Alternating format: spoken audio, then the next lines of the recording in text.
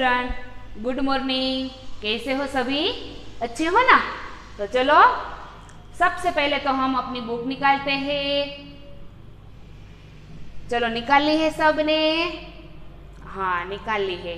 तो सब अपनी बुक ओपन करो और इसमें पेज नंबर 11 पर जो लास्ट वाला पैराग्राफ है वहाँ से पढ़ने की शुरुआत करनी है। इसके आगे के जो पैराग्राफ है वह तो हम पढ़ चुके हैं। तो हम क्या पढ़ते हैं इसमें? ईदगाह कहानी। तो ईदगाह कहानी में आप सभी को पता ही है कि इसमें बाल नायक हामिद की बात बताई गई है। पता है ना सभी को कि हामिद कैसा लड़का है? तो हामिद गरीब लड़का है और इसमें बुद्धि चातुर्य दिखाई देता है। ये सब उसके जो गुण है वह हमें दिखाई देते हैं।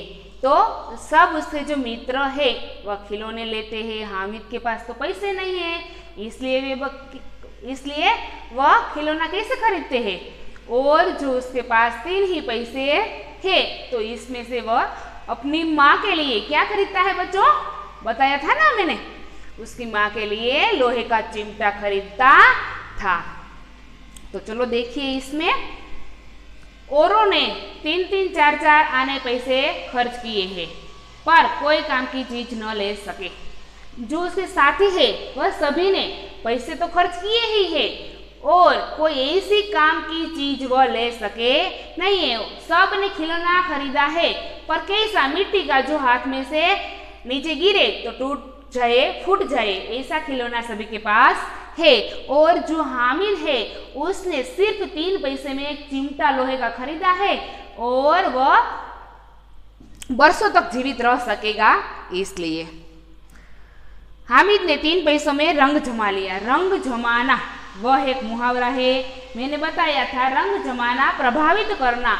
सबको ये चिमटे ने प्रभावित कर लिया है, सबका मन मोह लिया। जो बच्चों है सब, हामिद के सब मित्र है वह सभी का मन मोह लिया है, सभी को प्रभावित कर दिया है वह चिमटे ने। सच ही तो है, खिलौना का क्या भरोसा? सच बात है, खिलौना का क्या भरोसा? जो मिट्टी का है टूट फूट जाएगा। हामिद का चिमटा बना रहेगा बरसों। हामिद का चिमटा जो ऐसा है कि बरसों तक वह जीवित रहेगा, बरसों तक उसको कुछ नहीं होता।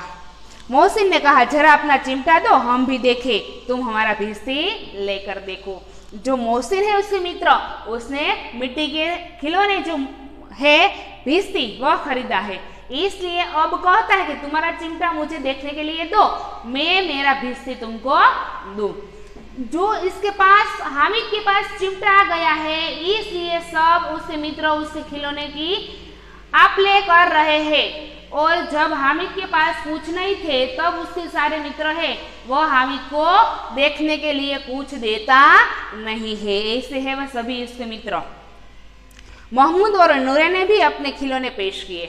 अब महमूद और नूरे जो उसके मित्र है उन्होंने भी उसके खिलौने, उसके पास जो खिलौने हैं वह हामिद को देखने के लिए दिया।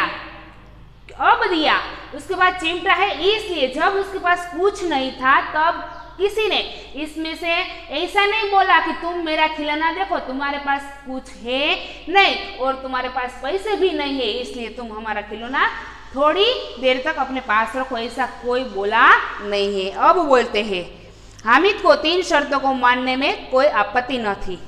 चिमटा बारी बारी से सबके हाथ में गया और उनके खिलौने बारी बारी से हामिद के हाथ में आया। हामिद को इन 3 शर्तों को मानने के लिए कोई आपत्ति नहीं थी, वह मान ही लेता है। चिमटा बारी बारी सबके हाथ में, जो उसके सारे मित्र है सबके हाथ में बार बार वह चिमटा गया और जो उसके मित्र के पास जो खिलौना है वह हामिद के पास भी आया और उसने भी देखा।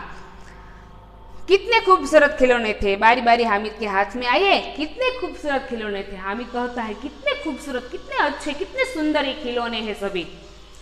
रास्ते में महमूद को भूख लगी, उसने बाप ने केले खाने को दिए। महमूद ने केवल हामिद को अपना साथी बनाया। रास्ते में महमूद को जब ईदगाह से वापस लौटते हैं तब समय किसको भूख लगती है?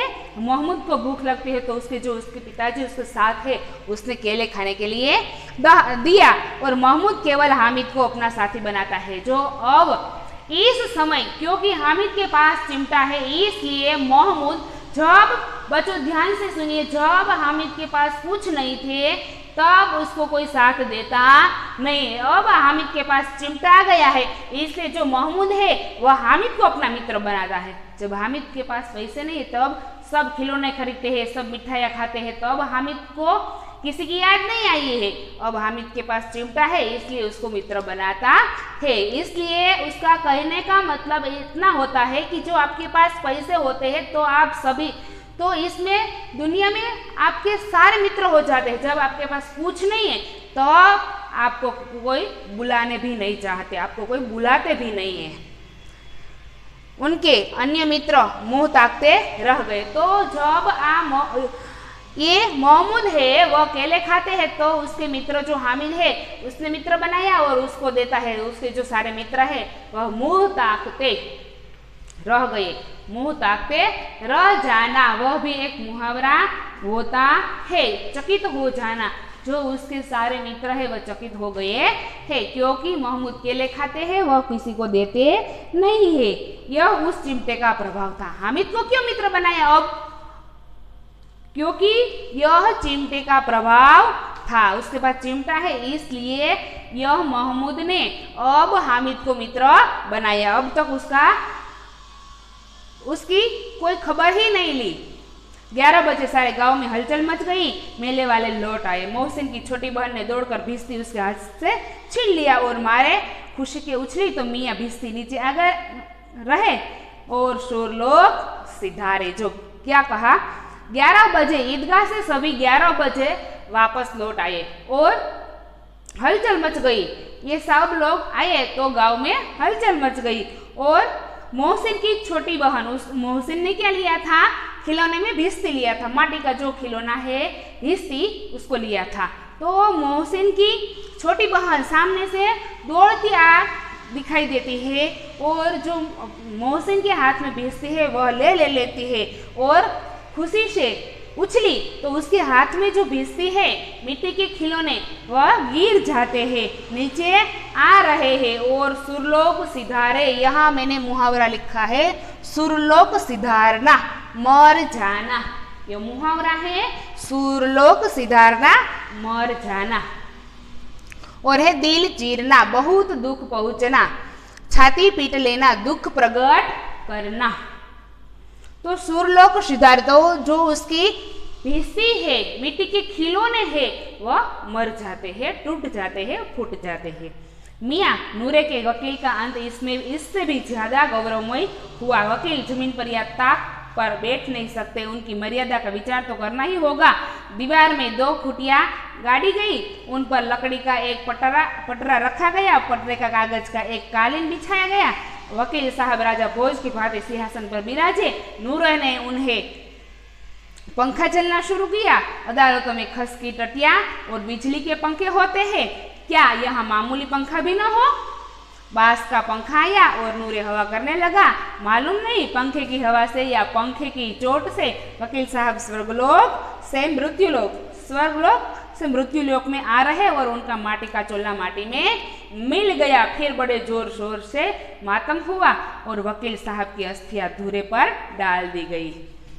तो ये भिश्ती का जो मृत्यु हुआ, इससे भी ज्यादा खतरनाक ये वकील की मृत्यु हुई। वकील जो नूरे है, उसके मित्र हामिद के मित्र नूरे है, उसने वकील मिट्टी के जो खिलौने वकील है उसको खरीदा है। तो जो भिश्ती की मृत्यु हाथ से गिर गई तो हो गई। इससे भी ज्यादा खतरनाक किसकी मृत्यु हुई, उससे भी इसमें तो व्यंग किया है कि गौरवमय, इससे भी गौरवमय उसकी मृत्यु हो गई है वकील की। तो जब नूरे है वह घर में आया और दीवार में जो है वह उसको खिल्ली टांग ली, उसके ऊपर एक मिट्टी लकड़ी का पटिया रखा और उस पर सिंहासन रखा और उस पर वकील को बैठाया और पंखा लगाने लगा। तो पता नहीं कि ये पंखों से किसकी, कि ये पंखों की आवाज से और पंखों की हवा से ये वकील नीचे गिर पड़े और स्वर्गलोक सिधाए। उसकी मृत्यु हो जाती है और उसका माटी का चोला माटी में मिल गया। माटी का चोला माटी में मिल जाना वह भी मुहावरा है, मर जाना, नष्ट हो जाना। तो इस तरह वकील भी नष्ट हो जाते हैं, वकील की भी मृत्यु हो जाती है। ये सभी माटी के खिलौने हैं। अस्थिया धुरे पर डाल दी गई है। अस्थिया का मतलब होता है हड्डियां। अब मियाँ हामिद का हाल सुनिए। अमीना उसकी आवाज़ सुनते ही दौड़ी और उसको गोद में उठाकर प्यार करने लगी। जब ईदगाह से सभी लौटे तब उसकी दादी जो घर थी अमीना वह हामिद की ही राह देखती थी और उसका आवाज़ सुना तो वो घर से बाहर दौड़ी और हामिद को गोद में उठा लिया और प्यार करने लगी, क्योंकि उसके बच्चे जो छोटे बच्चे ईदगाह गए थे इसलिए ईदगाह से वापस लौट आए, इसलिए वह उसके प्यार से गोद में बिठाती है। सहसा उसके हाथ में चिमटा देखकर वह चौंकी, बोली, यह चिमटा कहाँ से लाया? सहसा, सहसा का मतलब अचानक। अचानक ये हामिद के हाथ में यह चिमटा देखती है उसकी माँ अमीना और चौंक जाती है और बोलती है, यह चिमटा कहाँ से लाया? मैंने मोल लिया है, मैंने मोल लिया है। इस वह हामिद कहता है कि मैंने यह खरीदा है। के पैसे में? कितने पैसे में? उसकी माँ उसको पूछती है कितने पैसे में? 3 पैसे दिए। हामिद उसका उत्तर देता है, मैंने 3 पैसे दिए हैं उसको। अमीना ने छाती पीट ली। छाती पीट लेना वह मुहावरा है, उसका अर्थ होता है दुख प्रकट करना।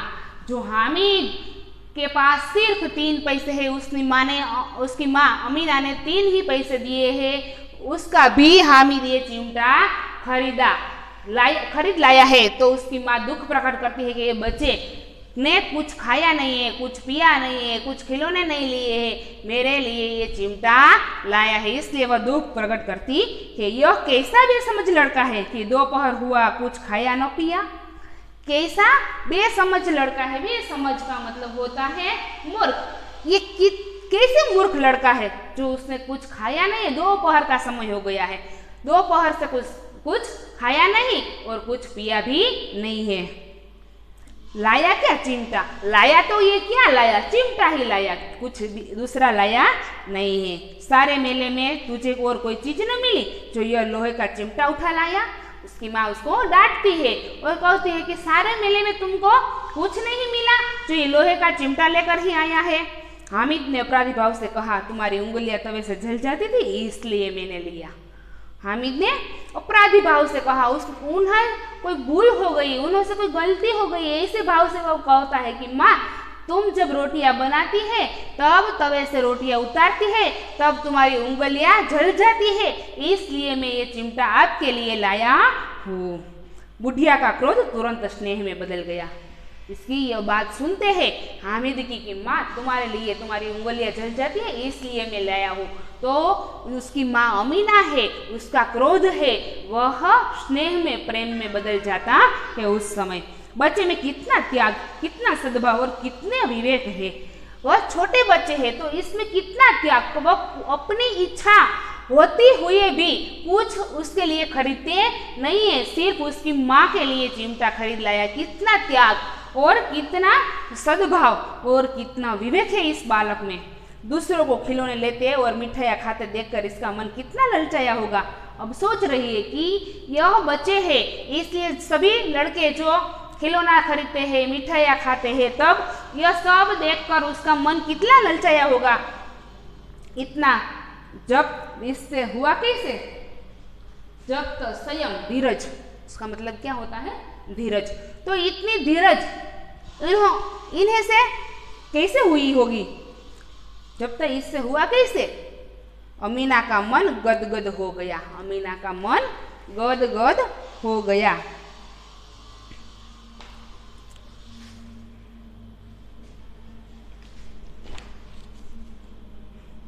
वह रोने लगी, दामन फैलाकर हामिद को दुआएं देती जाती थी और उसकी आंखों से आंसू की बड़ी बड़ी बूंदें भी गिरती जाती थी। अब दामन फैलाकर, दामन का मतलब आंचल, ગુજરાતીમાં એને સાડીનો છેડો કહેવાય છે। તે પોતાનો સાડીનો છેડો ફેલાવીને અને આ હામિદને ઘણા બધા એ આશીર્વાદ આપે છે, દુઆ દે છે, આશીર્વાદ આપે છે અને એક બાજુ એની આંખોમાંથી આંસુ નીકળે છે અને બડી બડી બુંદે ગીરતી જાતી હે, આંખોમાંથી મોટા મોટા આંસુ વહી જાય છે અને એક બાજુ પોતાનો છેડો ફેલાવી સાડીનો અને આ હામિદને આશીર્વાદ આપે છે, દુઆ આપે છે। तो विद्यार्थी मित्रों, हमारा जो ये पाठ है दूसरा ईदगाह वह यहाँ पूर्ण होते हैं और इसमें आपको पता ही चल जाता है कि यह बाल नायक हामिद है, इसकी बात बताई गई है। इसमें कितना त्याग है, कितना सद्भाव है, कितना विवेक है, वह इस पाठ में बताया गया है। तो इसके बाद जो हमारा तीसरा काव्य है हम नेक्स्ट लेक्चर में पढ़ेंगे।